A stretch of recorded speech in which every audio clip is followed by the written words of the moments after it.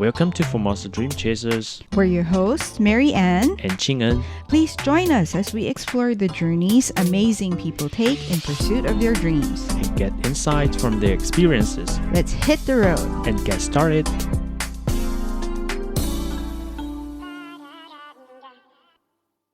Hey, welcome back to the show. In our previous episode, Billy and Joyce shared their experiences working with the Rti Academy and their goals for the future. In the second half of our conversation, they will discuss the challenges of career development and livelihood issues people face in Taiwan today. Tune in to hear what they have to say. So going back to our discussion then, what would be your dream or goal in life?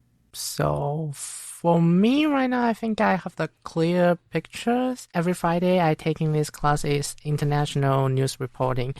And last time when the professor, which is the former reporter from Reuters, he asked us like what kind of job that you want to do in the future. I just answered him, I want your job. I want to flying around reporting stories when there's a lot of different events in the world. And he just says, great, good luck. Okay. How about you, Joyce? I think one of my goals is to be able to use different languages at work. So how many languages can you speak at the moment? Chinese, English, Japanese, and my German is basically just returned back to the kindergarten level. So I think maybe you can also try to do some interns or jobs in Japanese media companies. I was also thinking about this. I think I will look for opportunities like this. One of the things that I will probably do before I graduate is I want to write some blogs in Japanese and also in English. Oh. Go for it. Yeah. Yes. Go for it. Really. Yeah. I'd like to discuss something with the both of you because we sometimes see on the news that the younger Taiwanese generation feel anxious and worried about their future. So I would like to get your thoughts and perspective on this. I actually kind of agreed because I'm kind of person who worries about all kind of things. Although I may have a clear picture about my future, but I still worries about how am I going to take every step to the goals that I wanted with all the, right now, it feels like all the information is blooming around you instantly and in the large scales. And sometimes you will start questioning yourself am I going to really focusing just on journalism? Especially when sometimes there was a new job title showing up online. You're just thinking if I want to do this kind of job, what kind of things I need to learn. Even you are a journalist or you are a producer, you need to know how to operate all kinds of things in one job. So that's kind of my opinions on getting anxious part. Joyce, do you have any thoughts? Probably similar to Billy's, but I'm also kind of worried about a lot of things that after I graduated from graduate school, where should I go? What should I do? And also because living in Taipei, the life here is quite expensive. So I think for a lot of young generations, especially for the people who don't own a house in Taipei, I think it's a very hard decision for these people. And I'm also one of them. I feel you. Just a couple of days ago, me and one of my friends, we are talking about buying house in Taiwan. So we did the quick calculation. Even our monthly paycheck to maybe 60,000 Taiwanese dollars. I think at best within 10 years, I can only buy maybe a toilet in Taipei City. This kind of thing also make us anxious about our future. I think we are trying to be as professional as we can, but also be as slashy as we can. As? To be 斜杠. Yeah, no, looking for the term for this. There's no term for. There's no English translation for that. I was asking Ching-en because I was looking at these terms, and 斜杠 is basically like workers who juggle multiple jobs to have a decent salary.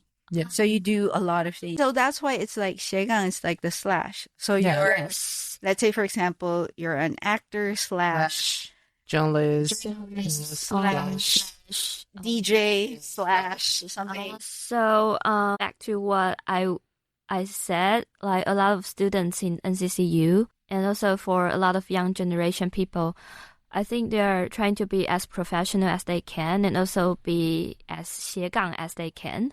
Sort of like be a jack of all trades, meaning you can do a lot of different things. Yeah. I think a lot of us are afraid of being replaced Oh, yes. by other people or also by AI in the future. So Yeah. Okay. When you look at the job bank, you look at the job description that require a graduate to know many different kinds of skills. You need to know almost everything, which is quite insane. Yes. Sometimes. I think the most insanely part is that the paycheck is still low. That's Even it. you have to know all this kind of stuff, but you still didn't get like Decent salary. So let's go back to that then. For reference, let's say in Taipei, a fresh college or university graduate, can you give me an idea what their salary is? Normally we will say 28. 28 or something, but still below 30,000. Really? Okay. Fresh. I think yes, I think because my former job is in the news agency, and during my time there was a new batch of journalists just graduated from the universities, and some of them got like pretty good resume. The paycheck is still 28,000 at that time. Okay. So let's say, for example, is you after university you went to a graduate program and then you finished it and now you're applying for a job. What would you say is the base salary? I think at least 38.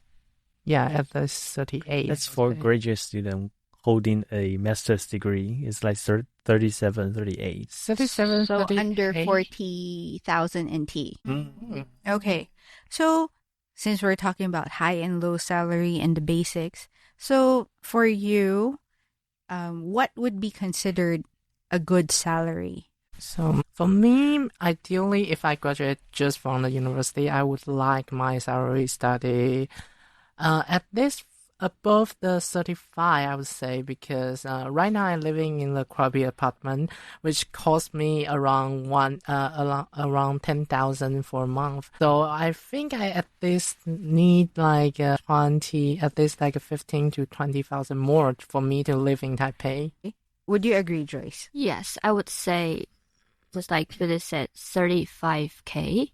Okay. Yeah, I think that will be like a baseline for people, like if they want to maintain a decent life here, like because they have to rent an apartment and also to commute and to eat To survive.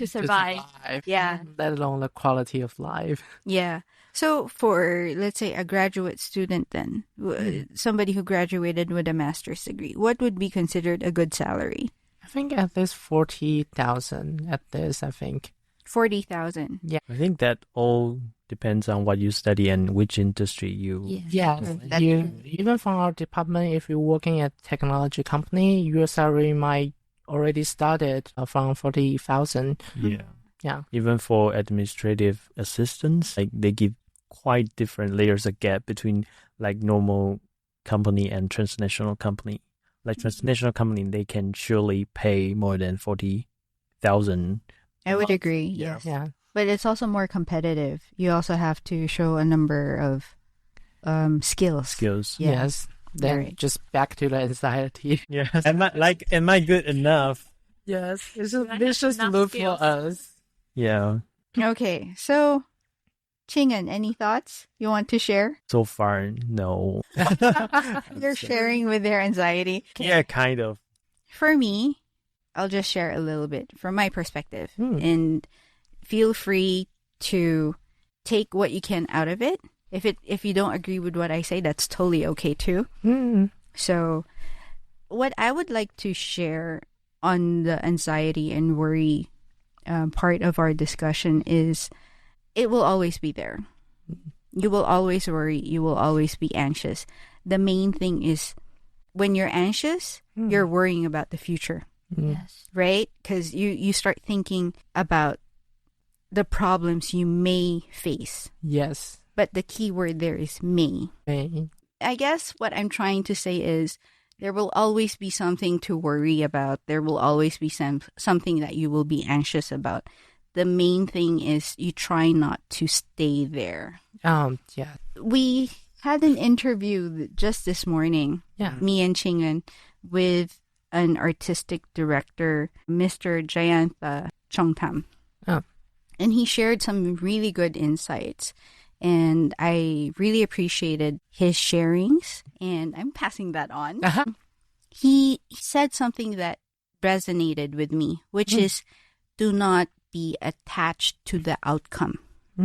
Because if you are attached to the outcome, you will either live in the past or you're living in the future.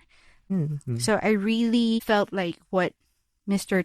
Chongtam shared was very valuable. And I wish to share that also, hoping that you also get something valuable from it. Yeah, I think it's totally beneficial.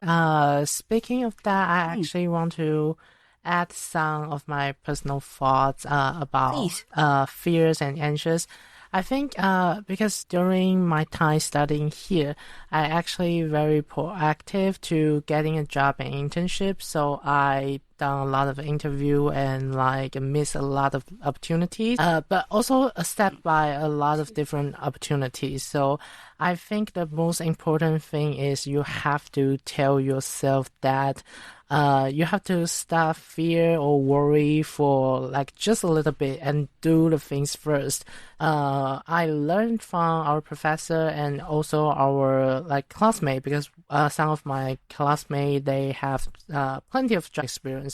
So I started to build connection, which is a little bit like creepy. I sit in front of my laptop and I started to Google this person, searching for her or his LinkedIn. Okay. And started to message him or her for a coffee chat. But sometimes after a coffee chat, you will actually get the job or this person might help you in different ways. I also think like once you get into the job, you study learning, your fear and worries will get less and less because you know you are actually doing something and you are building your skills. So in the future, you will have something that make you can stand in the solid ground. So that's kind of my takeaway, during this and that semester during the master program of finding my own career job. Yeah, I think talking to yourself is actually the important part of dealing this kind of things. It sounds like a psychopath, but it's not. It's just like you tell yourself that right now you need to focus. Even you are afraid, you need to focus because you need to get things done. Yes. Yeah. And also you can tell yourself that, yeah, it's okay. So you will get like a valuable like information or how to make these things better or perform better when you did like for next time and next time and next time. Very, very valuable insights. So thank you. And thank you for sharing.